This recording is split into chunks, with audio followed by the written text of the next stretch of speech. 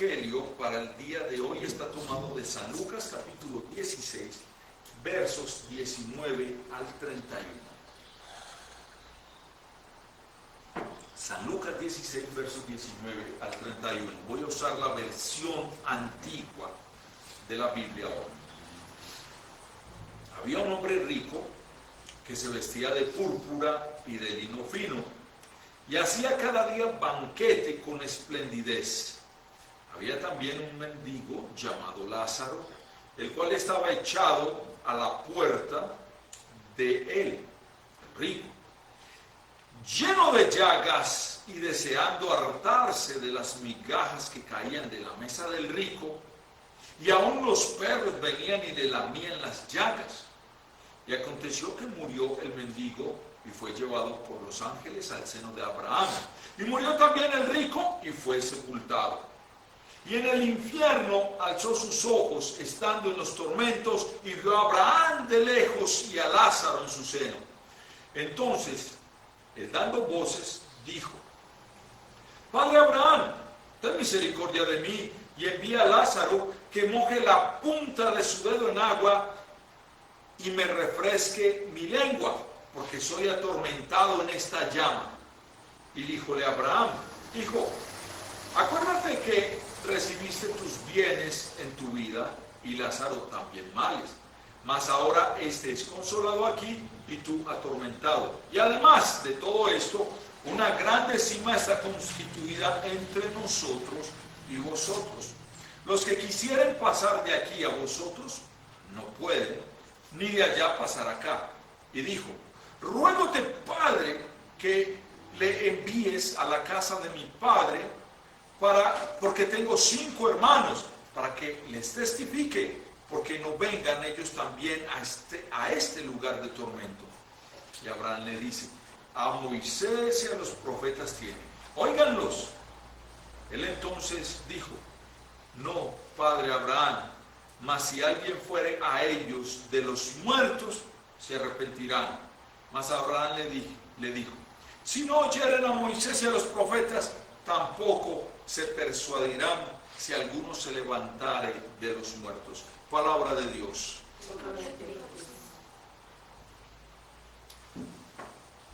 Ese himno que cantamos, pueden sentarse, hay un nombre nuevo en la gloria. Y mío tiene que ver con nuestro tema de hoy. Hoy es que son tantos temas que quiero hacer acá, exponer acá, y no quiero salpicar todo, pero vamos a intentar de concretarlo. Lo primero que yo quiero hablarles a ustedes es que aquí vamos a ver la función correcta de los ángeles. Porque hoy en día, y conozco un personaje que se autonombró pastor y él dice que él nunca leía la Biblia, un domingo para preparar un sermón, porque venía un ángel del cielo y le decía cómo era el sermón que tenía que exponerlo hoy. Y si les digo que lo conozco porque más de 10 años estuve con este personaje, no trabajando, sino que le conozco por quizá más de 15 años. Y él decía esto, que los ángeles venían y le daban el sermón. O que simplemente, si él veía que estaba en peligro, giraba así, y que el ángel que estaba con él cogía su espada y todos caían alrededor de él. Bueno, en nuestro texto vemos a los ángeles en servicio. Y en cuanto a la función de los ángeles, nos dice la palabra de Dios. En Hebreos 1:14, no son todos espíritus administradores herederos de los que han de ser herederos de la salvación. Aquí estamos viendo también que Dios envía a sus ángeles para que sirvan a los que son herederos de la salvación. En este caso es solamente a los creyentes de Jesucristo, no a los que dicen tener poder sobre los ángeles, y mucho menos a los que no creen. Están al servicio y a favor de los que son los herederos de la salvación. Y en el último día del mundo, dice Mateo 25:31, que el Hijo del Hombre, cuando el Hijo del Hombre venga en su gloria, y todos los santos ángeles con él, entonces se sentará sobre el trono de su gloria, y entonces enviará a sus ángeles y juntará a sus escogidos de los cuatro vientos. Termina diciendo Marcos 13:27. ¿Qué quiero hablar con esto? Que los ángeles del cielo descenderán a recoger a todos los creyentes, a todos los elegidos de Dios, el alma de ellos, y las llevarán a la gloria eterna, al seno de Abraham, sinónimo del cielo también, pero los llevarán. Y también aprendemos que todos los ángeles, que también los ángeles no llevarán a toda alma a la gloria del cielo, porque los que por su propia culpa acaban en el infierno, en el fuego eterno preparado para el diablo y para sus ángeles, como dice Mateo 25, obviamente pues los ángeles ni se les van a arrimar. Y esto lo sacamos de esta perícopa del día de hoy, el hombre rico y el pobre Lázaro. Y entonces vamos a mirarlo en dos posiciones.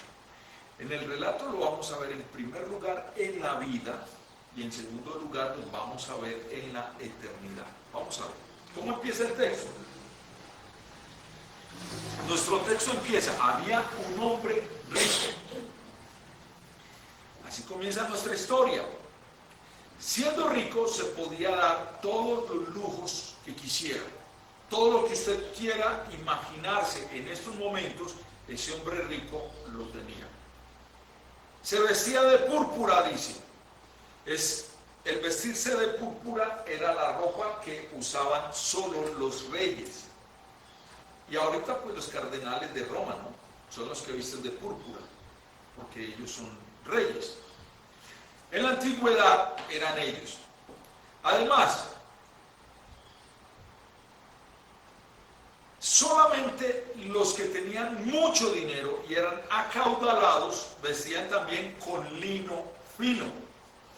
Y el lino fino es producto de una planta, se saca de una planta cultivada en el valle del río Nilo en Egipto.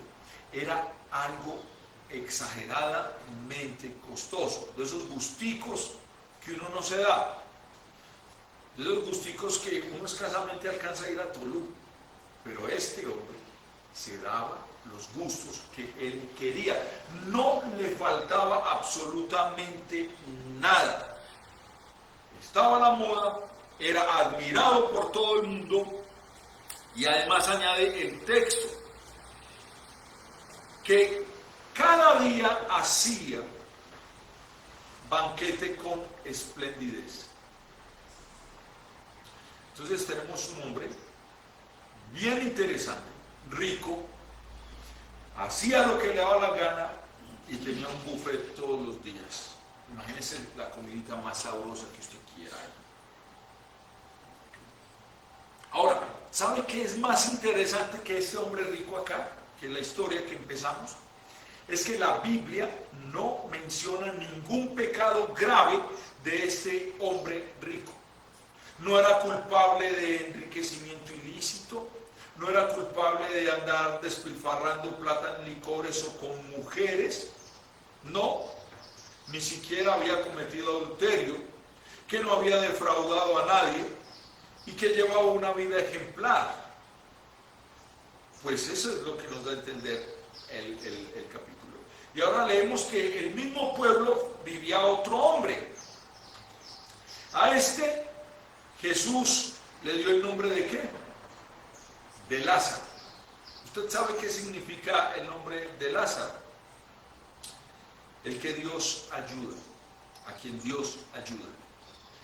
Es interesante que ese nombre de que a quien a Dios ayuda era pobre, estorbaba en la sociedad, estaba lleno de llagas y simplemente se vio obligado a pedir limosna, a mendigar.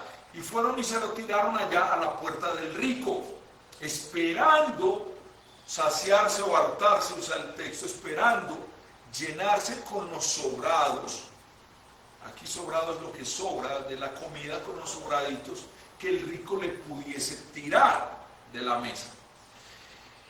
Para la gente era un hombre despreciable ver a un tipo lleno de llagas ahí, era horrendo, y los únicos amigos que medio tenían misericordia de Lázaro eran los perros. Ahora, yo no sé si eran los perros del rico o los perros callejeros que se le acercaban y como por pobrecito, venga, yo le ayudo, como hacen los perros, simplemente lamían las llagas de este pobre.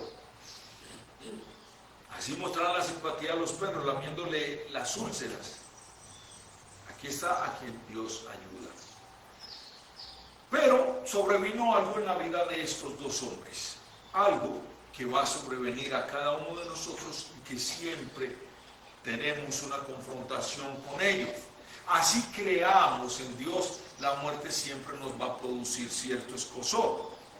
Pero nuestra esperanza está puesta en Cristo, nuestro Redentor, y que vamos a estar con Él, ¿verdad? Pero sobrevino algo que estos dos hombres no esperaban y que lo vamos a afrontar nosotros. Vino la muerte. Y dice nuestro texto, y aconteció que murió el mendigo. Empieza con el rico y ahora se muere y el mendigo murió primero. Y ni una palabra acerca de su funeral. No se dice nada de su sepultura. Realmente la Biblia guardó silencio aquí. Entonces lo más factible es que murió como, perdónenme la expresión, como un perro en la calle. Fueron y lo tiraron a una fosa común porque no hubo quien lo llorase. Y la sociedad quedó satisfecha porque ya no tenía que ver a un hombre lleno de llagas y maloliente ahí esperando que le dieran algo. Nadie lo iba a extrañar. Nadie. Y ahora muere el rico. Y dice el texto, y murió también el rico. Pero en este caso, nuestro texto, Jesús agrega algo bien interesante. Las palabras, y fue sepultado. Y aquí, con esas palabras, encierra muchas cosas. Así como hacía banquetes día tras día con esplendidez, al ser enterrado, al ser sepultado, me imagino que también fue un sepelio con mucha esplendidez. ¿Por qué? ¿Qué caracterizaba la vida del hombre? Mucha esplendidez, y en el entierro me imagino que estaba rodeado de mucha gente, de muchas flores, me imagino que flores que no cabían en la habitación donde estaba este personaje. Me imagino que todos los hermanos estaban ahí llorando porque lo admiraban, muchos amigos, no cabían en el edificio. Y no faltaron los elogios sobre ese ataúd, porque recordemos que el relato bíblico no nos cuenta que el hombre hizo pecado, que fue corrupto, que fue malo, sino que el hombre era bien reconocido por la ciudad. Me imagino que aportó mucho para el crecimiento de esa ciudad. Me imagino que hacía grandes obras de caridad. Era bien reconocido. Y todo esto lo encierran esas tres palabras. Y fue sepultado. Aquí tenemos la primera parte. Los vimos en vida. Ahora miremos la segunda parte. Miremoslos en la eternidad, al rico y a Lázaro. Lázaro, al morir, no recibió un entierro digno de mencionarse en la Biblia. Sin embargo, al morir recibió una visita agradable. Ya no venían los perros para lamerle las llagas. Ahora vinieron los ángeles del cielo, recogieron el alma de Lázaro y la llevaron al seno o al pecho de Abraham. Recuerde algo, hablemos algo sobre el padre Abraham. El padre Abraham es el padre de la raza judía. Y hasta el día de hoy, si alguien es venerado, respetado y mencionado entre los judíos, es el padre Abraham. Pero aquí ellos y la gente ignora algo. que también todo aquel que cree en Jesucristo es descendiente de Abraham. Era lo que yo le venía diciendo a mi esposa en estos días, que nosotros por adopción somos judíos. ¿Recuerda eso? Todo aquel que cree en Jesucristo es descendiente de Abraham. Más adelante voy a explicar eso. Y recuerden que los judíos se jactaban diciendo: Abraham tenemos por padre, en Mateo 3:9. Si hay un santo que merezca ocupar gran gloria en el cielo, un puesto prominente, este es el santo Abraham. Y aquí que en la compañía de Abraham está consolado Lázaro. Allá lo llevaron los ángeles. Y aún más, Jesús les dice: mire dónde está Lázaro, en compañía del padre Abraham.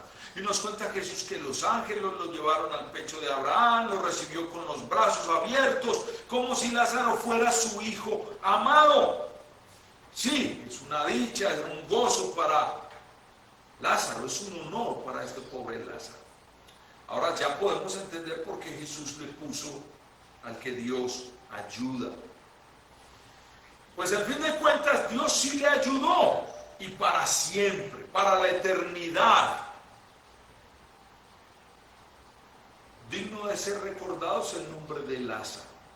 Y además, porque se encuentra, como cantamos ese himno, hay un nombre nuevo en la gloria, mío es, el nombre de Lázaro, como dice Apocalipsis 21:27, se encuentra inscrito o escrito en el libro de la vida del Cordero. Lázaro hace parte de los que están escritos en el libro de la vida del Cordero.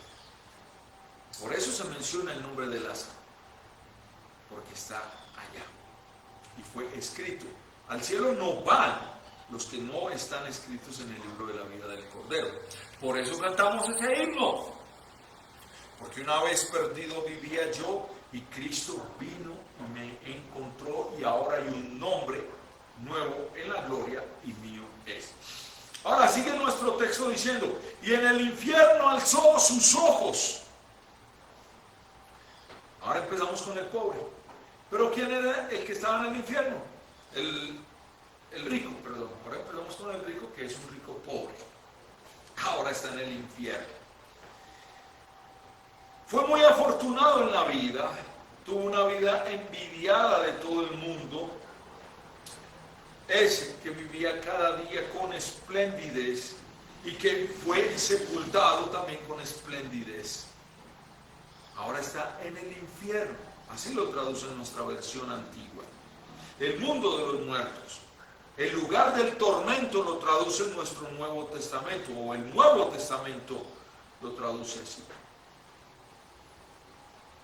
El Nuevo Testamento simplemente dice que significa el infierno, el lugar del tormento eterno. Lo describe en Mateo 25:46.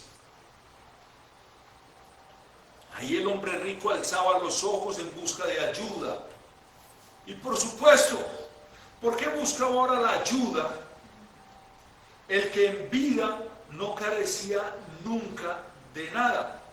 Necesitaba ayuda porque estaba en los tormentos. Y tres veces se queja el rico de los tormentos del infierno.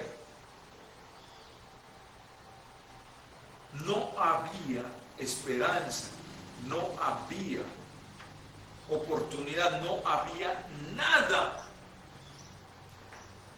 de perspectiva de algún alivio para este personaje allá. El rico, que ahora ya es pobre, creía ver la ayuda apetecida ahí a la distancia. Vio a Abraham de lejos y a Lázaro en su seno. Y en los tormentos, desesperado, grita el rico en alta voz: Padre Abraham, ten misericordia de mí y envía a Lázaro que moje la punta de su dedo en agua y refresque mi lengua, porque soy atormentado en esta llama. Está en el infierno atormentado, tiene mucha sed. Ustedes recuerdan que una de las palabras que dijo Jesús antes de morir en la cruz fue: tengo sed. Esa sed que produce el infierno. Jesús la sintió. La sed del infierno Jesús la sintió. Y este hombre simplemente está pidiéndole que le manden a Lázaro que moje la punta de su dedo en agua. Había dado muy poco a Lázaro, ahora pide muy poco a Lázaro. Solo una gotita de agua en su lengua. Nuestro Salvador describe los tormentos del infierno con la sed que nunca se va a quitar, el calor, la llama, como cosas horribles, indescriptibles, dolorosas, de modo que el rico ya estaba desesperado. Estaba diciendo solamente que una gotita de agua que se me adhiere a la punta del dedo podía tener quizá un poco de alivio. Pero Abraham le contesta: hijo, acuérdate que recibiste tus bienes en tu vida y Lázaro también males, mas ahora estés consolado aquí y tú atormentado. En el infierno los condenados se acuerdan, sí, son conscientes de su vida, su amor al mundo, su ceguedad espiritual, toda una vida malgastada. No importa cuántos lujos, cuántas cosas, malgastaron su vida y la perdieron. Se acuerdan con un perpetuo pesar y remordimiento.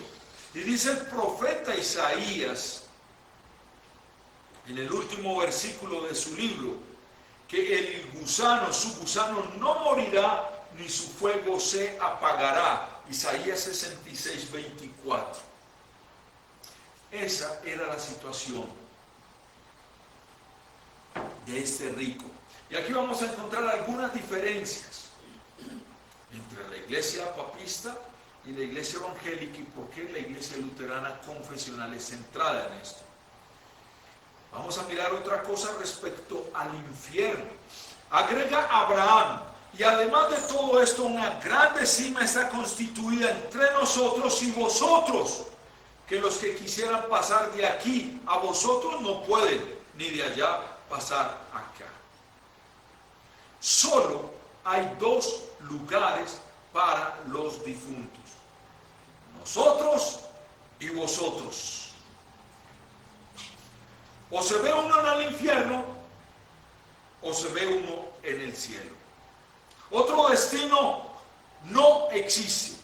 Y es aquí donde nos separamos rotundamente de la iglesia de Roma.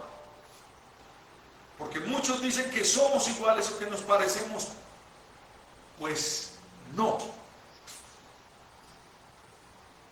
Porque aunque hablen de el purgatorio, un tercer lugar donde las almas pueden pasar un tiempito y otro aquí le pueda pagar misas y darle más plata a las arcas romanas, no existe ese lugar.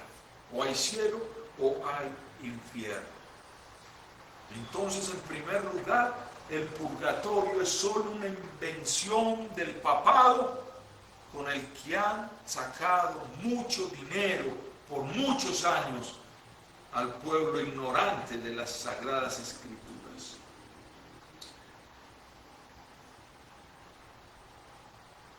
La Escritura no sabe de ningún tercer lugar para los muertos. Y además nos enseña la parábola que hay una grande cima y no cruzarán jamás del infierno al cielo, ni viceversa. El cielo es eterno, el infierno es eterno. Y déjeme decirle algo, aquí nos separamos de la iglesia evangélica moderno pentecostal también, porque muchos de sus ministros o de sus pastoras tienen visiones que Dios les permitió ir al infierno y ver allá una serie de condenados y después les permitió subir al cielo.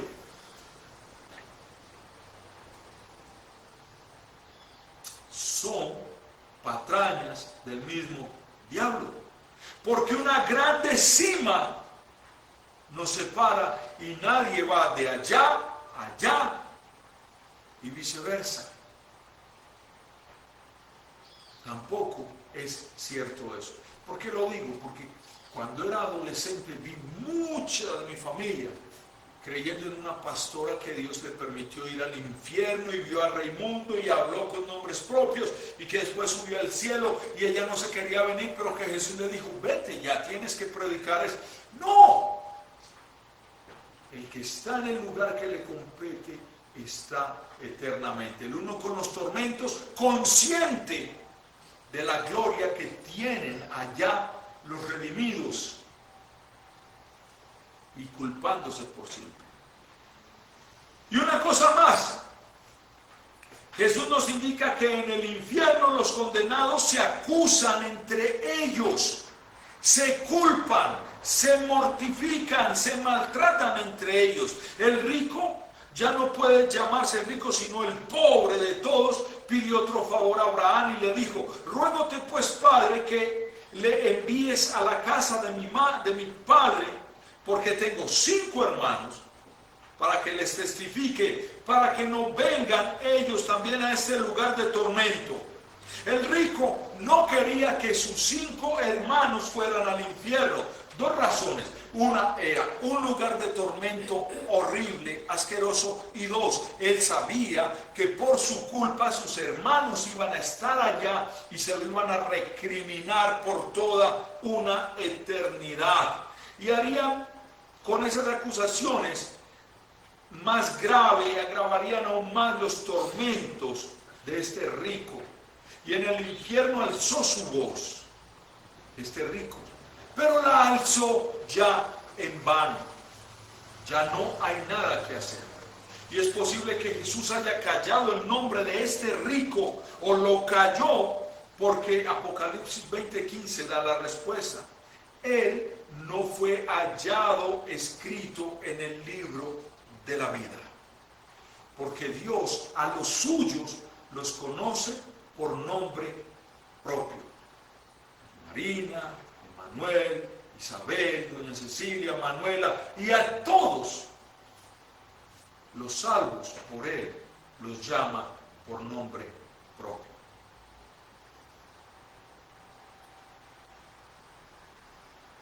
Pero antes de terminar, déjeme aclarar 2 cosas. Hay que responder varias preguntas. ¿Por qué fue condenado el rico? ¿Fue condenado por ser rico? ¿Por esa ropa, por esas comidas? Si no se mencionó ningún pecado, ¿cuál fue el pecado? Si hubiese sido el rico condenado por ser rico, déjeme decirle que el rey David sería uno de los primeros que debía estar en el infierno, porque fue un hombre muy rico. José de Arimatea, que compuso el sepulcro para él y compró las especies, era un hombre muy rico, dice el Evangelio. Y el que merecería el infierno en primer grado sería nuestro padre Abraham, porque era exageradamente rico. Y el mismo Lutero era, en sus días finales, Dios le dio riquezas. Serían los mayores pecadores del mundo, porque eran ricos. Si las riquezas condenaran a uno, ahí estaríamos, candidatos para el infierno. Pero las riquezas no condenaron a Abraham. ¿Pero por qué sí fue condenado este hombre rico? La respuesta la hallamos en las palabras que Abraham le respondió al rico. A Moisés y a los profetas tienen, óiganlos. A Moisés y a los profetas son las palabras del Antiguo Testamento que Jesús predicó. Son esas palabras que hablaban de la promesa del Salvador bendito. Son las palabras de Dios que el mundo entero sigue y sigue rechazando. La gente rechaza los medios de gracia. Dios nos dio los medios de gracia, la palabra de Dios y en este caso el sacramento. El que creyere y fuere bautizado será salvo para darnos la fe y la salvación eterna. El rico pensaba en un tercer medio de gracia, la aparición de los difuntos. Y aquí nuevamente la Biblia está condenando, ¿cómo se llama eso? La nigromancia, la invocación de los muertos. Y le dice al hombre rico, si no creen a Moisés y a los profetas, si no quieren creer la palabra de Dios, se puede levantar cualquier muerto y hablarles y nunca van a creer. Escuchen la palabra de Dios solamente, que la escuchen, ahí la tienen. El hombre rico en su vida tuvo la palabra de Dios y no la oyó. Tan embebecido estaba en las cosas de este mundo, las cosas que le atraían, que no tenía tiempo, ni hambre, ni sed por la palabra de Dios. ¿Y por qué tiene tanta importancia la palabra de Dios entonces? Porque hay que escucharla con diligencia.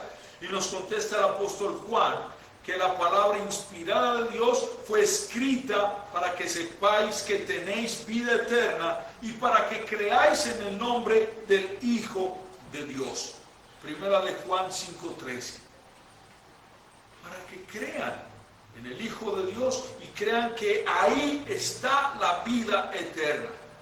En la palabra nos encontramos con Jesús, el Salvador del mundo, quien nos invita diciendo, venid a mí todos los que estáis trabajados y cargados, que yo os haré descansar. Mateo 11:28. Pero el hombre rico no hacía caso de semejante invitación. El Salvador, hablando de aquella noche con Nicodemo, también le decía perfectamente la actitud del hombre rico. El que no cree ya es condenado porque no creyó en el nombre del unigénito Hijo de Dios.